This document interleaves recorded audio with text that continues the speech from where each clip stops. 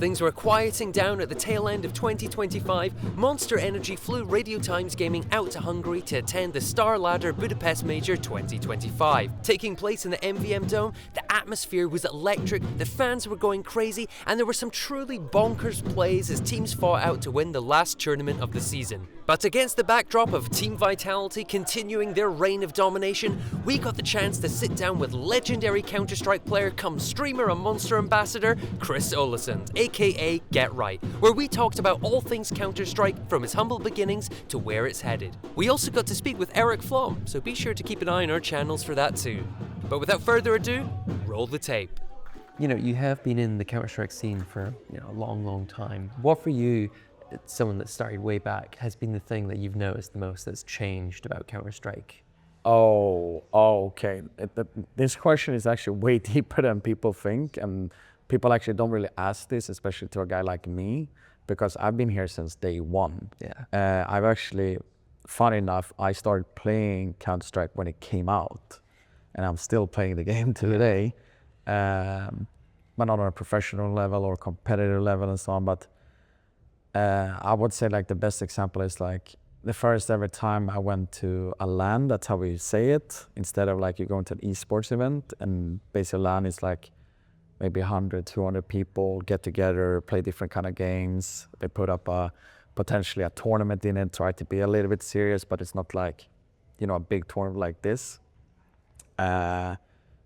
You sleep on the floor, it's a outdoor chair you're sitting on, the table looks like someone has been like, all the table looks like it's been standing outside for a whole year. It's been rain, winter, snow, whatever it has been on it, it's really bad. You bring your own computer, your gear, everything, and you're basically playing for like 5 mouse pads, sometimes even like 2 mouse pads as the first place prize.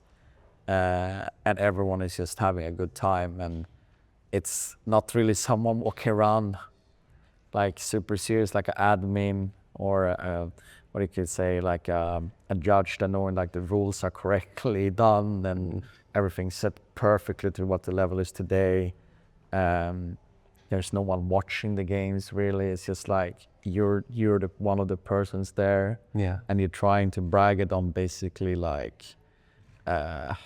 At least in Sweden, we have like something similar to Facebook, but like pre-Facebook, and that was it, like social media. There's no TikTok, no YouTube. You can't even watch a game online on a stream or anything like that. So basically a school, school gymnastic area, that's where you play the games, and people eating junk food, drinking bad food, someone sleeping in a chair, someone sleeping on the floor.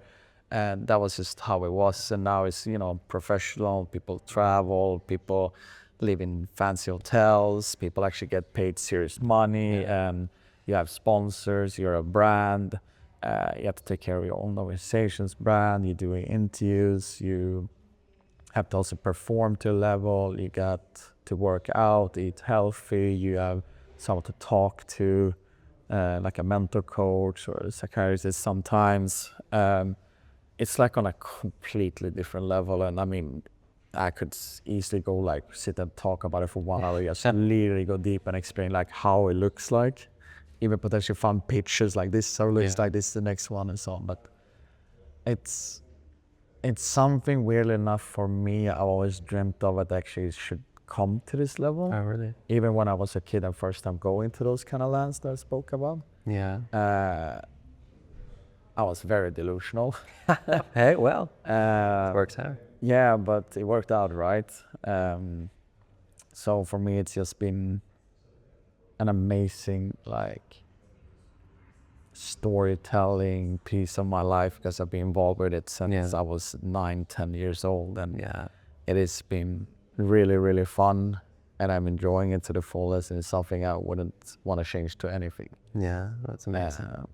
So it's a cool thing, very cool thing. And so we're talking about the scale that Counter-Strike has reached. It's this huge global game, watching the Vitality fans going crazy with their chants, like where do you see Counter-Strike going like forward? How do you see the sport growing, and what do you hope for Counter-Strike in the future? Well, the biggest problem is just like with esports in general, not just Counter-Strike, is that it's so easy to access.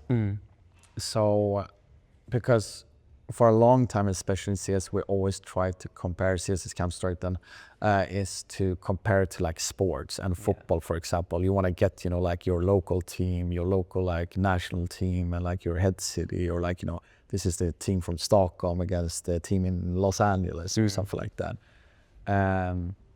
Getting, you know, fans to be involved even more than they are today, and make it, you know, like we have a union, like you have like all of those kind of things around it. You know, the superstar gets paid even more crazier money than ever, and like they're on the magazine on Vogue or whatever it could be, right? I think it's like that's what people tried to do for a long time, and I think that was the wrong way to go, because I personally, and I know some people don't like when I say this, but I don't see it as a sport at all. I see it as entertainment business. Because I think that works with how the economical way of esports and CS specifically. That's why I see it as that kind of category instead of like this is a sport itself.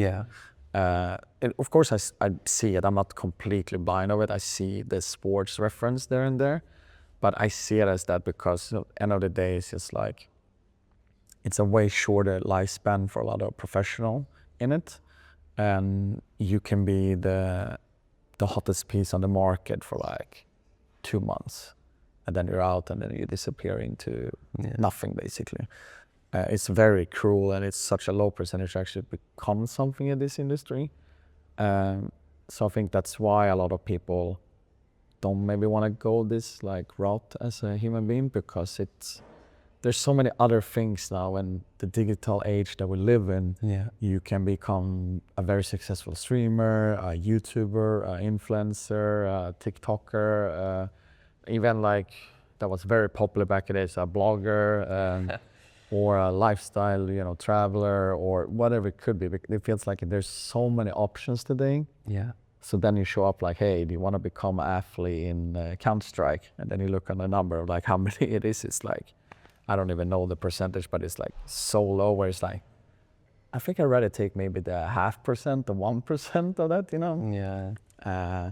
So to the question itself, it's like, where do I see it going though? I think I've only dreamt and been looking to get to the stage where it is now. So I don't know really the answer or have an idea, mostly because I'm also not a professional anymore, so I'm not involved as I were for once. Now I'm more like the person around the game itself and the esports scene. So I think it's a better question to ask for someone who maybe is deep into it. True. Because I see it as I dreamt it as before, and still is. So maybe it's just like it's better for the fans, better for professional organizations. There's more brands who actually generally wants to be in the space, not just go in and out and think this is something they can be part of, and we lost a lot of money, and then like this doesn't make sense. You have to think outside of the box, and I think it's hard to point out exactly what needs to be done and what we do into the next step. And probably a better question for a professional or someone that works inside of an organization, to be honest. There. So, as you're saying, you know, you've not been playing professionally for a while. Say, you know, we teleport through time. It's 2001. As you are now, you've been dropped into a CS 1.6 tournament. How do you think you would fare? I mean, if I would play, let's say I would play against me. that person doesn't know it's me, the older version in the room, you know? You know all their tricks. Exactly. I think I would lose though. Really? Yeah, I think I would, because with life itself, you grow up and you get mature to some degree, I would say, but you see life differently in that way. And when you're that age, I mean, I was 11 at that time, 12 even, the only thing you know is basically the game, and the only thing you basically think of is to improve, and you're thinking like outside the box, like, you know, sleeping, taking care of yourself, and eating correctly, and you know, school maybe, and all of those things was basically like the only thing you thought about, you know. So And now I'm like, oh, bills, insurance, taking care of my girlfriend. Maybe I should have vacation this year. What do I need to do on my work, and etc. Like that. Like the number one thing of like jumping in and playing 1.6 again. Like I know what I'm gonna do. It's basically like I need to just sit on a bike again. It's gonna take me 5 minutes before I know exactly what I'm doing, right? Yeah. But I still think I'm gonna be too slow to adapt with how that guy would do it. Yeah. Because the only thing is, like I said, he's only thinking basically about CS all the time. Yeah. Sorry, the word there.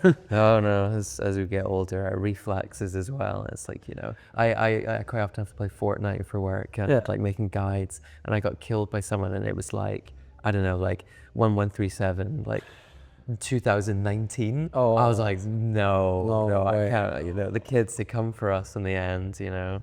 But the good part is when you're beating those kids, right? Oh yeah, that feels. It's a little bit like putting them in their place. You know? Us old heads, we've still got it. Oh yeah, no, that I think that's the beauty of games. Is that even the older you get, but if you've done something for a while, you're not gonna really end up as the worst player or having like the worst time, or you're confused with something like that. It's like basically, like I said, you sit on a bike again. It's gonna take a little. You're very rusty sometimes, but then you get a hang of it, and then you know, like, just because I've done this scenario 10,000 times more than this young kid who's probably, you know, played for half a year, 1 year, but they're very talented mechanical wise and they know what to do. Yeah. But you know how to figure out the scenario where you gotta like be on the more positive side than the negative side. So you potentially win it, let's say 8 out of 10 times. But if you would think it that way, you would probably lose 9 out of 10 times, you know, but you put yourself in a better scenario than this kid would do, you know. Yeah. And I think that's the beauty of games, because it doesn't matter how old you are, it's just more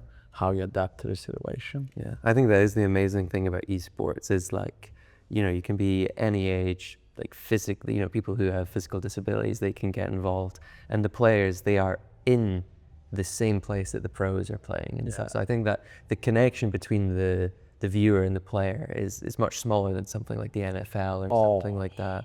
So, and I think that really is, the beauty of esports and why it's become so popular. But I think I'm going to get shouted at for taking too much of your time. So I think Chris is very lovely. Thanks for having us, and enjoy your not retirement. Just enjoy your vibes, vibes and relaxing. Thank you, buddy. Thank you. And once again, a huge thanks to Monster Energy for flying us out to Budapest. If you like this video, hit that like button and maybe consider giving Radio Times Gaming a little subscribe. And if you want to see more Counter-Strike and esports content, let us know in the comments. Thanks for watching. We'll see you next time.